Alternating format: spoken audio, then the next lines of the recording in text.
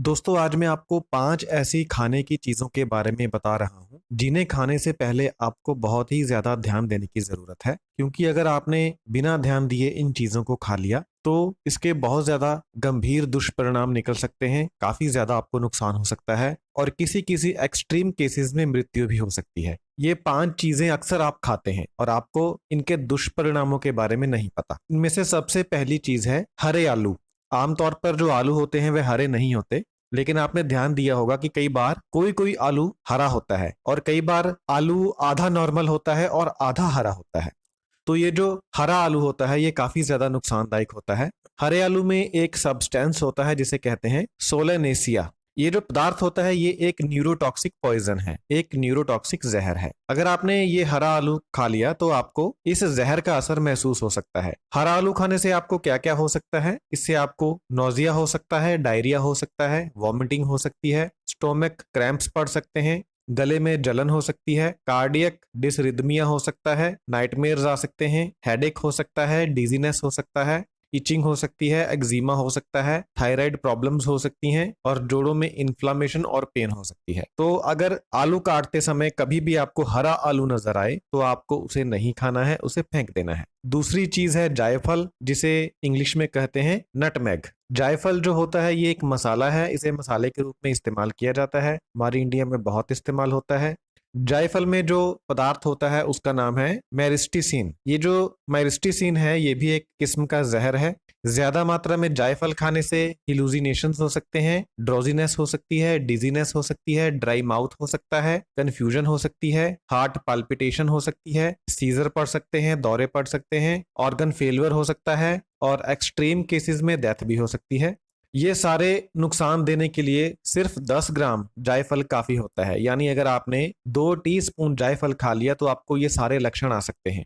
आमतौर पर हम जो मसाले का इस्तेमाल करते हैं उसमें हम इतनी ज्यादा मात्रा में जायफल नहीं डालते हैं। बहुत ही कम मात्रा में, चुटकी या उससे भी कम मात्रा में जायफल का इस्तेमाल होता है मसाले के रूप में। तो उतनी मात्रा में हमें ये नुकसान नहीं करता। ध्यान देने वाली बात बस इतनी है कि अगर आपको किसी ने कोई आयुर्वेदिक मेडिसिन बताई है, कोई फार्मूला बताया है, कोई नुस्खा बताया है जिसमें जायफल का इस्तेमाल हो रहा है, तो आपको ये पता होना चाहिए कि अगर गलती से 10 ग्राम या उससे ज्यादा जायफल खा लिया जाए तो इससे मृत्यु हो सकती है या ऑर्गन फेलियर हो सकता है। तो कहीं से भी सुनी सुनाई बात के ऊपर आपको जायफल का सेवन नहीं करना है। सिर्फ अगर कोई आयुर्वेदिक डॉक्टर आपको कोई फार्मूला बताता है तभी आपको जायफल खाना है और उतनी ही मात्रा में खाना है जितना डॉक्टर ने आपको बताया है। मसाले के रूप में आप आधा चुटकी जायफल डालेंगे तो कोई नुकसान नहीं होता। इसके ऊपर खाएंगे तो जो नुकसान मैंने आपको बताए हैं वे आपको हो सकते हैं। जो बातें मैं बता रहा हूं उसमें अगर किसी भी बात के ऊपर आपको कोई डाउट है तो आप गूगल कर सकते हैं। जायफल नटमेग लिखिए और उसकी उसमें लिखिए कि इससे क्या क्या पॉइजनस साइड इफेक्ट्स हो सकते हैं, तो आपको सामने आ जाएगा।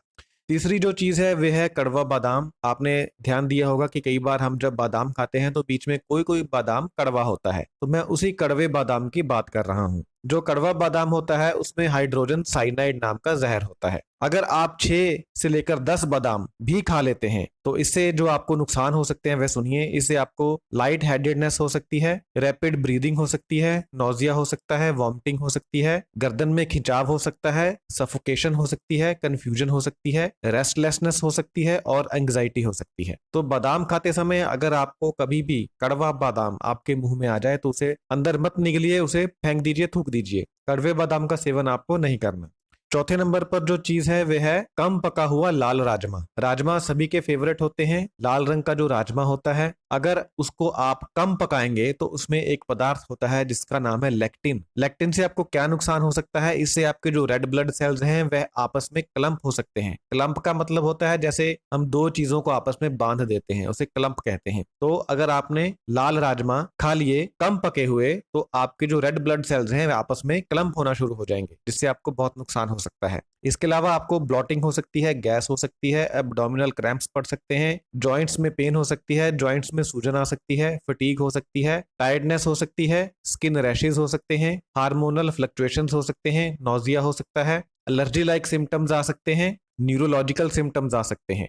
लेकिन अच्छी बात यह है कि अगर राजमा को आप पूरा पका लेते हैं, जैसा कि हम नॉर्मल करते हैं, जब हम राजमा की सब्जी बनाते हैं तो हम पूरा ही पकाते हैं, तो पूरा पकाने पर राजमा में जो लेक्टिन नाम का पदार्थ होता है वह खत्म हो जाता है। आपको इन्फॉर्मेशन देने का कारण ये है कि कई बार कुछ लोग राजमा को भिगोकर सैलेड के रूप में इस्तेमाल करते हैं। उस केस में लेक्टिन खत्म नहीं होता। ज्यादा राजमा खाने से जो मैंने आपको साइड इफेक्ट बताए हैं वे आपको हो सकते हैं।